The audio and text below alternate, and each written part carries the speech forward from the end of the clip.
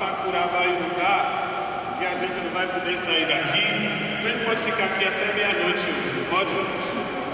Então não tem problema, não é? Se alguém quiser se aventurar, pode até comprar umas pizzas pra gente ficar aqui, não é? Pizza com Guaraná, a gente... Você topa, Catarina? Comer pizza com Guaraná? Hoje eu almocei na casa dela, só que Catarina não me esperou. Comeu primeiro e não me convidou para sentar na mesa com ela. As leituras de hoje são muito bonitas, todas elas são muito bonitas. Eu queria só chamar a atenção das duas primeiras leituras para isso que é fundamental, que vai se repetir até a quinta semana da Páscoa. Isto é, em Jesus se realizou plenamente as esperanças do povo da promessa. Jesus é a plenitude. Em Jesus se abriu para nós uma brecha que planifica a nossa humanidade. Jesus é o primeiro entre todos nós, entre todas nós, a experimentar profundamente para o que nós fomos criados, para viver para sempre, para viver a vida em plenitude. Em Jesus, tudo que nós temos de humano se planifica. Jesus é o ápice, é a plenitude de tudo aquilo que a humanidade, os povos todos, o povo da promessa esperou e sonhou. E nós somos, portanto, homens e mulheres marcados por este homem. E nós carregamos esta esperança. O que tem de melhor de humano em nós, nós podemos planificar e colocar a serviço dos outros, porque Jesus foi o primeiro a realizar isto.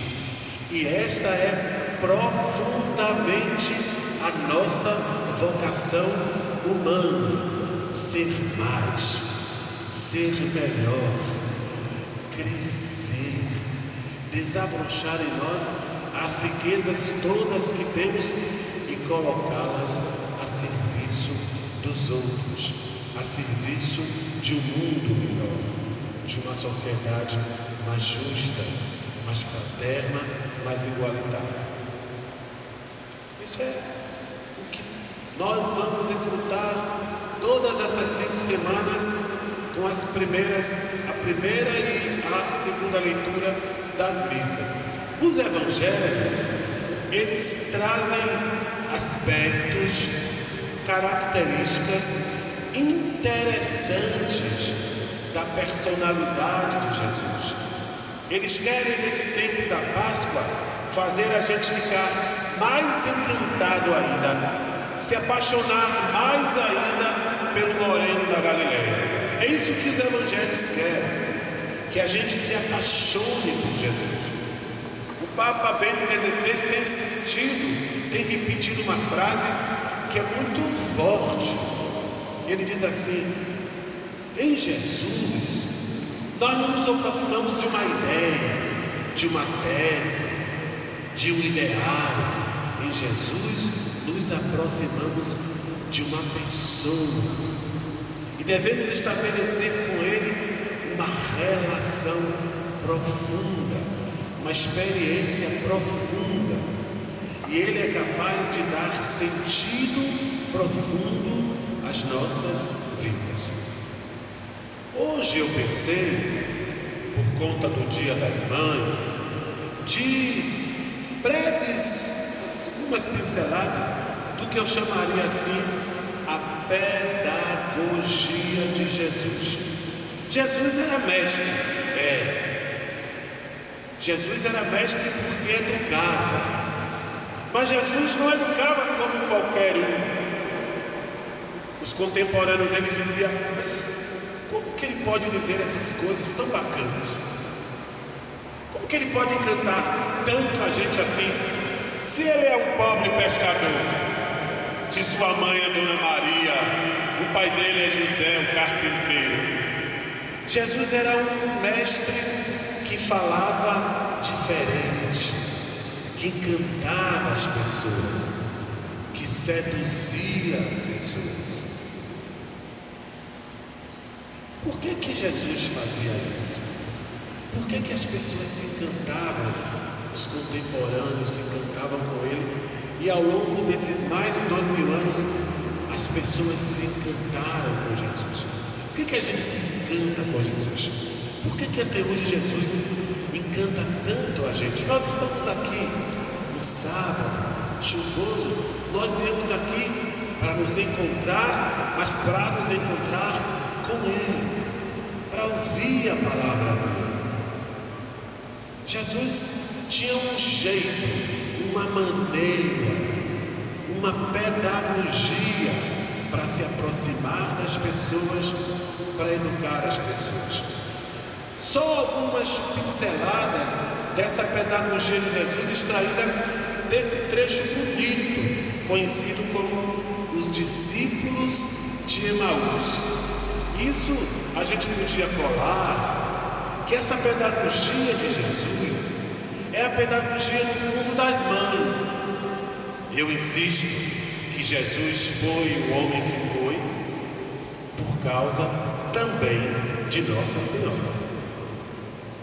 Muita coisa que Jesus fez, o número das coisas que Jesus realizou, ele aprendeu com Nossa Senhora. Então eu costumo dizer que a pedagogia de Jesus, que é a pedagogia de Deus, é a plenitude da pedagogia das mães.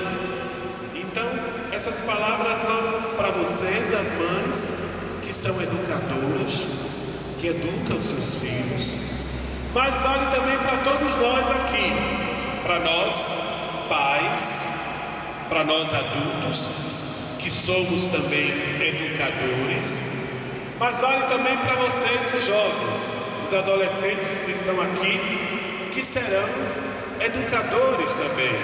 E mesmo quem já tem 13, 14 anos, é educador dos pequenininhos, não é, Catarina? Né? É, sim. Então, olha que coisa bonita. Peguem um texto de vocês aí, do discípulo de Emaús. Peguem aí na folha. Só algumas passadinhas assim, rapidinhas. Primeira característica da caminhada, da pedagogia de Jesus.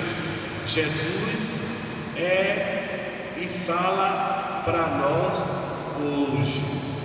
Como é que começa o texto?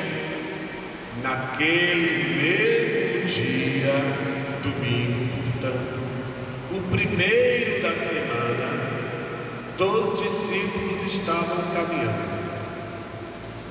Jesus não fala para a gente de algo que aconteceu no passado. Quem quer ser educador, quem quer educar, tem que falar agora para a pessoa que está na minha frente. Tem que olhar para a pessoa que está aqui. O educador tem que ser contemporâneo do educando. Tem que saber quem está aqui. Tem que caminhar com a pessoa que eu quero educar. E esse é um outro aspecto bonito. Diz que eles estão caminhando. Quem não caminha, dificilmente se encontra com Jesus. Quem fica parado no seu canto lá, Jesus alcança a gente enquanto a gente caminha. Por isso que os pais devem educar seus filhos para que eles caminhem, para que eles se decidam a andar, para que eles saiam para a vida. Os filhos não pertencem aos pais e às mães, pertencem à história. Eles têm que construir suas vidas, serem eles os protagonistas dos seus destinos. De todo modo, Aqueles dois têm uma característica: eram dois homens frustrados. Eles estavam entristecidos, eles estavam fugindo de Jerusalém. Eles iam para uma cidadezinha chamada Emaús. Até hoje, muitas casas de retiro chamam Emaús. Emaús ficou na história como lugar da tranquilidade, lugar sossegado, um lugar, não é bem essa expressão, onde a gente se refugia dos perigos do mundo. Eram dois homens frustrados. Veja bem, é a nossa situação hoje. Quantos de nós não está assim? Trabalhou, lutou, está frustrado. Uma frustração atrás da outra. Imagina quem acreditou em Barack Obama. Quem acreditou na conversa dele que ia fazer diferente, que ia ser diferente, e descobre que ele é fruto do marketing norte-americano, que ele sabe usar o Twitter, mas não tem ética nenhuma. E se iguala a Bush, que ele disse que ia fazer diferente.